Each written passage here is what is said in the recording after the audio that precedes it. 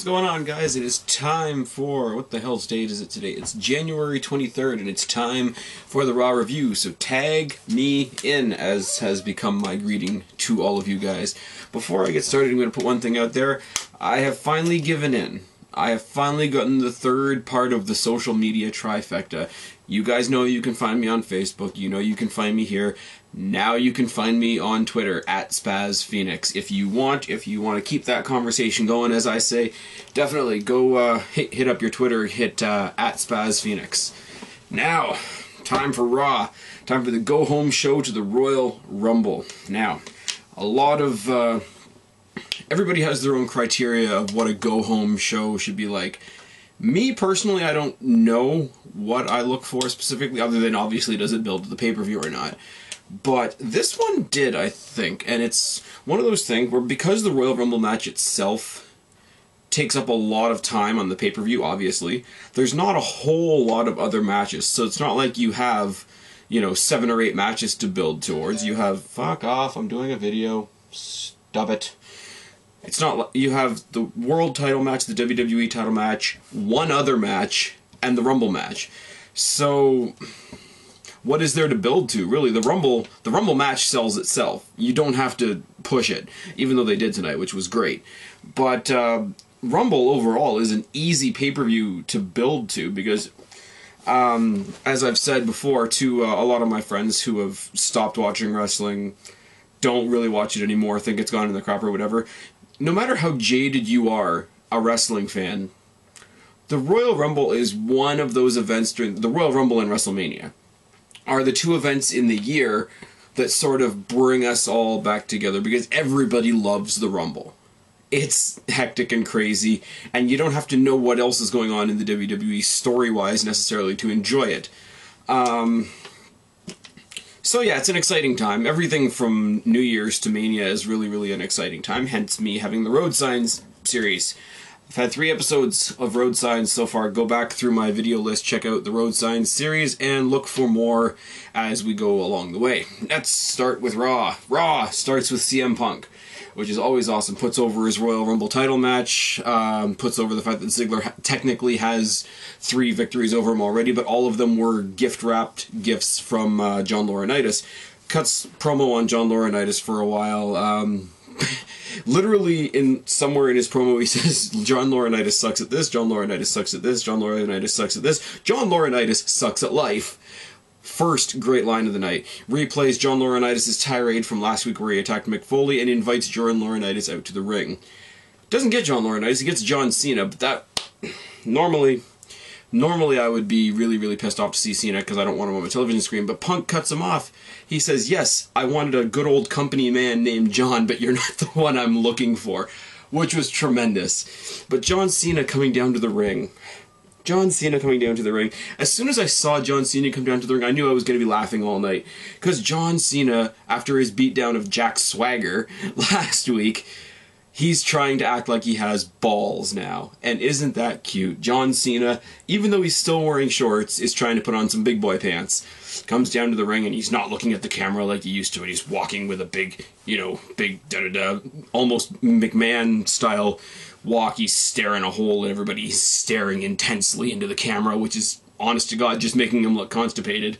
And proceeds to insult CM Punk for no discernible reason.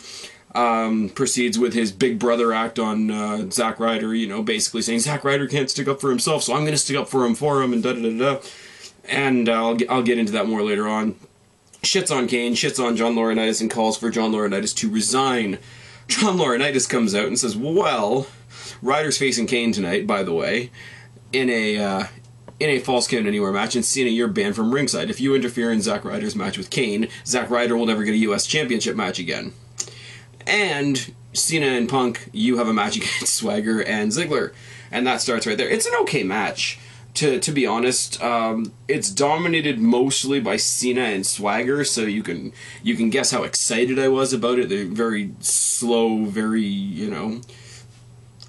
it is what it is. They were blah, they were there, they were fighting. And the pace of the match turns on a dime once you get Ziggler and Punk in there. It's, go, go, go, go, go.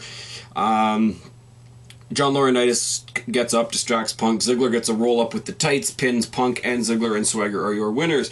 Punk then proceeds to call out John Laurinaitis, and John Laurinaitis accepts for a match later on in the show. So Cena was on our screen briefly, Swagger was on our screen briefly. They sort of occupied each other. John Cena, you know, suspend your disbelief for a second. John Cena locks in the, STF or the STFU or whatever he's calling it now, on Swagger outside the ring. That's all I'm saying. Moving on.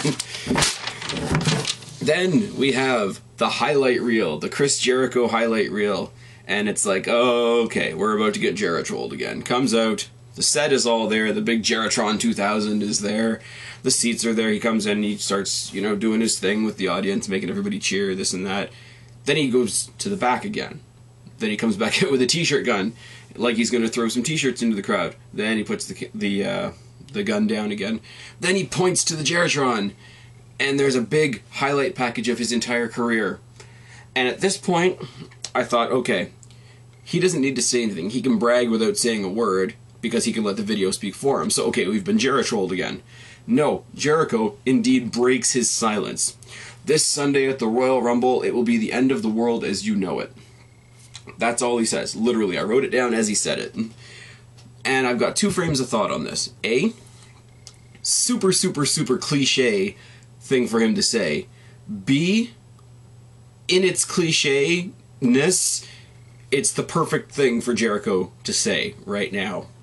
Because it's exactly what we expected him to say. It's nothing new. So it's the same. It's got the same effect as when we expected him to come out and talk and explain himself, and he didn't. We expected something new from him, and it still hasn't happened. So even though he broke his silence, he really didn't. All he said was what we're all already thinking. So this, quite possibly, was the most successful Jeritroll yet. Just putting that out there, in my opinion. You don't like it, you disagree, you have another take on it. The box is down there for a reason, guys. You know it. Then they put up the Royal Rumble All About the Numbers videos.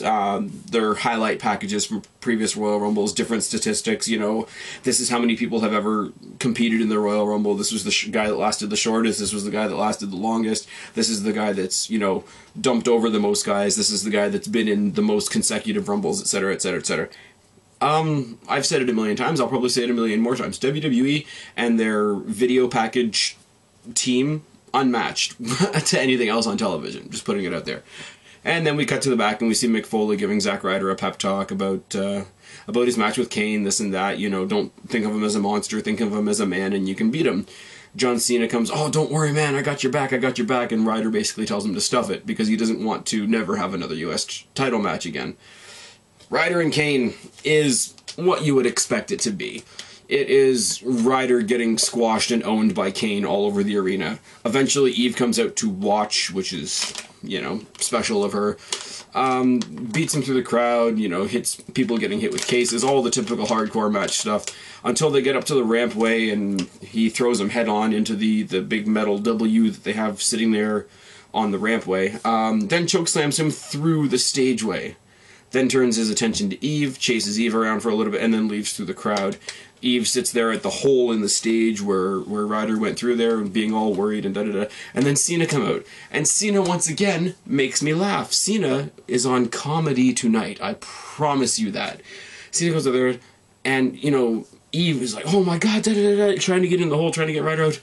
And the look on John Cena's face was so bad and so badly acted and so badly played out. Oh my, look what's happened here.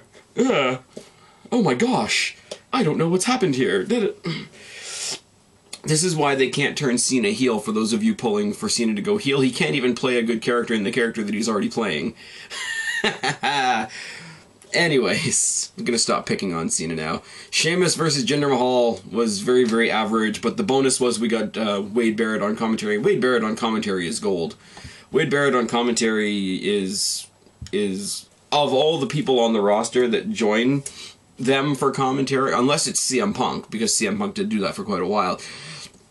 I think as a guest person on commentary, Wade Barrett is one of the best. He speaks well, he's well spoken, he speaks intelligently, he speaks in, you know, what everybody else says is true. He speaks in sound bites, so if they ever needed to take anything from him, they could do it easily, and he doesn't ramble, and he doesn't, rush through things, and he doesn't... There's a lot of stuff that he doesn't do that makes what he does do quite awesome, I'll put it that way. Jinder Mahal, surprisingly, makes a decent showing of himself in this match. I mean, obviously he loses to a brogue kick from Sheamus. There's no way he was ever going to win this match. But he makes a good showing of himself this time. It's not like the past couple of times they fought where he's absolutely been squashed and, nothing's really been done or said about it. Decent match, Sheamus wins, we're moving on. Miz and Truth argue in the back because it's announced that they're finally going to actually have a match. After all the weeks of jumping this guy, jumping that guy, jumping this guy, backstabbing, backfighting, cheap shots and all that, they're finally going to have a match. So they're arguing in the back. John Laurinaitis comes out all pissed off, and he says, you know what, you guys, I've had enough of this, da-da-da-da-da. Whoever loses your match tonight is going to be entrant number 1 in the Royal Rumble match tonight. Whoever loses the match tonight will be entrant number 1 in the Rumble match at the Rumble. And, after that, goes off all in a huff because he has to get ready for his match. I like this. It's a very, very simple thing because it builds towards the Rumble, like I said before. In the past, they've done it where, guys have had qualifying matches to get into the Rumble, this and that. Any sort of match that, real or imagined, has an effect on the Royal Rumble match itself is good because it builds more anticipation to the pay-per-view. And not gonna lie, the idea of one of these guys being number 1 and being eliminated quite quickly is racing through my head as we speak. If whoever is number 1 gets in there and number 2 dumps them out right away, then this match, it is what it is. Brodus Clay. They replay the Brodus Clay incident from SmackDown, from the dance-off at Sin City SmackDown, where Brodus Clay squashed William Regal, and then Regal joins them on commentary. The match is Brodus Clay versus Heath Slater. Heath Slater gets in a semi-decent, I guess, dropkick, and then gets squashed by Brodus Clay. Leads me to one thing. I never thought I would say this in 100 million years, but I would love to see William Regal versus Brodus Clay at WrestleMania. I really, really would. I think it would be a lot of fun. I know the rumor is sort of... Brodus Clay versus, or the Funkasaurus versus Dude Love, which would also be funny, but I think Brodus Clay versus William Regal could be, not in a wrestling sense, but in a comical sense, I think it could be classic. That's my 2 cents. And I'm knocking things over, yay! Miz versus Truth was a very, very average match. I'm a big fan of The Miz, and I'm a decent fan of R-Truth, but there's nothing in this match that really, really sticks out to me. So I will say that R-Truth wins, and Miz is now number 1 in the Rumble. So, one of my fave 5 is entrant 1 in the Rumble.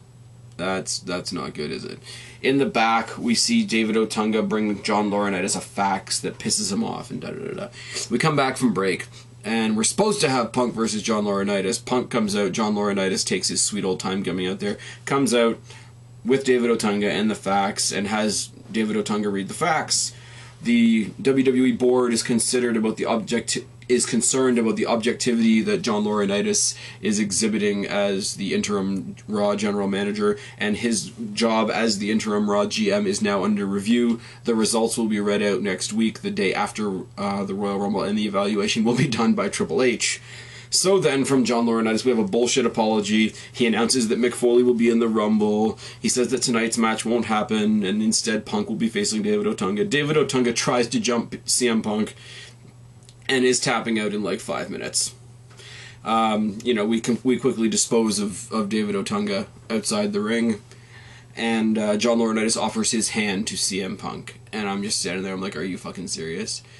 John Laurinaitis, to his credit, after being stupid enough to offer CM Punk his hand, John Laurinaitis, as I say, to his credit, eats a hell of a GTS from CM Punk.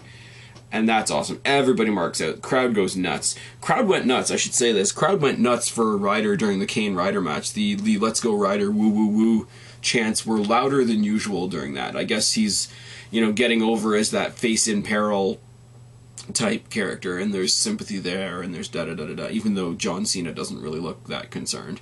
But anyways, so CM Punk there, standing triumphant over John Laurinaitis in his nice, future endeavored t-shirt, which I think is awesome. eats a cheap shot from Ziggler from behind. Ziggler's standing tall as the show goes off the air. Awesome. Everything is set. The Ziggler Laurinaitis Punk scene is set.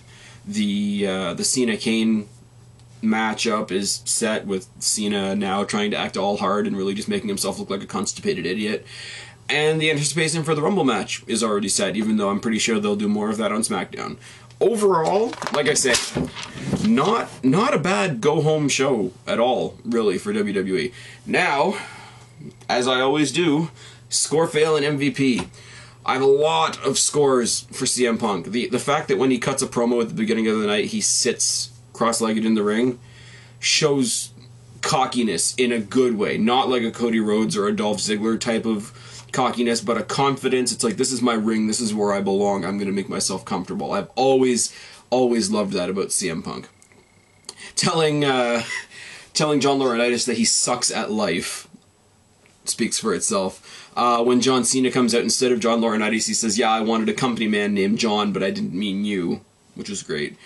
Cena being in the mid-card is a big win for me. Cena going up against Swagger, Cena going up against Kane, Cena, loosely tied to Zack, Ryder, and Eve. Cena in the mid-card is okay with me. Even though when Cena's in the mid-card becomes the main event, and that's annoying, but Cena in the mid-card is okay, because it keeps him away from the WWE Championship. Oh, yes. Like I said, the All About the Numbers videos that they put together before the Royal Rumble, the stats that they pull, some of the stats that they put into those videos are the most random stats ever. Like, this is the total weight of everybody that has ever competed in the Royal Rumble ever.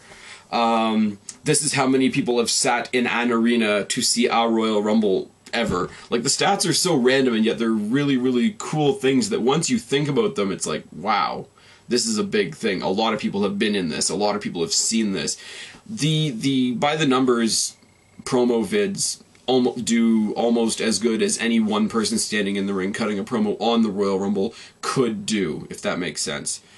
This is a personal thing. This is a very, very personal thing for me, because I'm very opinionated when it comes to music. What drives me nuts about the WWE in the past little while with their pay-per-views, they used to have really rockin' themes for their pay-per-views. Like, they used to use Disturbed, they used to use, I don't know, Saliva, Drowning Pool, Seether, 3 Days Grace, shit like that. They had, they have Motorhead perform live, they had Limp Bizkit perform live, they have Saliva. I was there at WrestleMania 18 when they had Saliva and Drowning Pool playing live. Rock makes sense for wrestling. Rock is aggressive and intense and intimidating, and that's what you want to be portraying when you're portraying two guys that are about to kick the shit out of each other. But WWE has, especially in the past year or so, gone with some of the most poppy crap you can imagine. Honestly, I mean, I've said it before, the one exception could be SummerSlam. Because SummerSlam, the biggest party of the summer, beach party type atmosphere, I can understand it. But for the rest of them, it's like you're promoting people wanting to kick the shit out of each other. Why do you have all this happy, poppy crap? And, Switchfoot isn't exactly intense, but Dark Horses isn't a bad theme to use, especially for something like the Royal Rumble. So, Rock for the Rumble, it works for me. I've said Barrett on commentary, great, wonderful stuff. Matches affecting the Rumble. Like I said before, they used to do qualifying matches for the Royal Rumble. They don't necessarily do that anymore. I mean, it's not believable with the small size of a roster that they have. But Miz and R-Truth tonight fighting over who's going to be in the number one spot, it builds more suspense. Now we know that the guy that's got the longest to go in the Rumble is The Miz. So if you want to go underdog and shit like that, you vote for The Miz. Now, the very, very first fail that I have for this show, and it's a fail for the past little while, actually. John Laurinaitis is not necessary for the Ziggler-CM Punk feud. And the past 3 victories that Ziggler has gotten over Punk have all been because of John Laurinaitis. CM Punk is absolutely right. Now, the thing is, with that being the constant, is A, Punk's getting buried, because if you look at the win-loss column, he's always losing. And Ziggler's not getting anything because his victories are tainted, so they're not making him look strong either. So Laurinaitis, I know what they're trying to do. They're trying to recreate you know, McMahon Austin, and it's not going to happen. And it's not that CM Punk isn't that good, it's that John Laurinaitis isn't that good. John Laurinaitis is cool, okay, in his, you know, snobby, pain-in-the-ass boss type character, but he's no Vince McMahon. Nobody is going to be Vince McMahon, ever. Just like nobody, no offense to Punk, is going to be Austin. It doesn't work, so I really hope they realize that soon, and I really hope they stop trying to make history repeat itself, because it's not going to. That's it. Cena. All the people out there that are saying either Cena needs to turn heel, or, you know, when Cena turns heel, the people that hate him are then going to love him, and it's all very, very bullshit. But Cena is the way he is because he doesn't know how to be anything else, really. He doesn't know how to be angry. He doesn't know how to play pissed off. He doesn't know how to be intimidating anymore. He doesn't know how to be a normal person with normal emotions and being pissed off or being worried or whatever. Like I said, he stood over, you know, he stood over Zack Ryder, who'd just been planted through a supposedly steel stage, and oh my god, and he's not believable in anything. He's not believable in what he was doing, and he's definitely not believable now when he tries to change because he is so one-dimensional. That is one of the primary dislikings that I have for John Cena. He is so one-dimensional that he's garbage. Like I said, the tag team match that started off tonight's show was Cena and Punk versus Swagger and Ziggler. Don't have John Cena and Jack Swagger in the ring against each other for a long period of time, because they just look like two big vanilla apes, and they're very... You've got boring, fighting boring, and it just equals me wanting to pull my eyes out with a spoon. Legit. When Jericho had the video camera from the videographer that was videotaping the highlight reel segment, he actually took one of the TV cameras and panned it around, and when it panned past the announce booth, Michael Cole actually said, "Hey, look, we're on TV," like it was something new. Really? No, look. Michael Cole. Really? That's all I'm saying. Zack Ryder. I'm a fan of Zack Ryder. I think he's a fun character, whatever. He does not need to have a BlackBerry barcode on the crotch of his tights. That's super awkward. Ryder also, and this is a pattern that's developing, and I will explain this slowly so that I make sure that I make sense. Ryder has become a third-party prop to Cena. I'll explain. Every situation that Cena is in, every rivalry that he has, there is a third-party prop who ends up being buried in the process. First example was at Mania. Realistically, Cena's rivalry at Mania was with The Rock. Miz, even though he was the champion and he won, was the third party, and he got buried into obscurity. When Cena had his rivalry with Punk, that went on for a while. Del Rio got the belt. He became the third party in the Punk-Cena rivalry, and he got buried. Now, Cena has a rivalry with Kane, and Ryder is the third party, the extra, who's going to get buried. It happened tonight. Also, and I've said it before, and I'm going to keep saying it until it's not true anymore, Cena needs to stop playing the big brother role, because all it does is make Ryder look like he can't do anything for himself. Again, burying a mid-card guy just to give your main event guy a little bit of credit is bullshit. My last fail is Jinder Mahal, and it's not in the same sense that I've said it in the past couple of weeks where he's useless, get him off my screen, but he's a low-card guy, and he is sort of, again, to my Cena point, he is sort of the third party that's, you know, getting pushed off to the side in this Sheamus and Wade Barrett rivalry. We need to get Jinder Mahal out of the way and really, really pull the trigger on the Sheamus and Wade Barrett rivalry. We know it's there.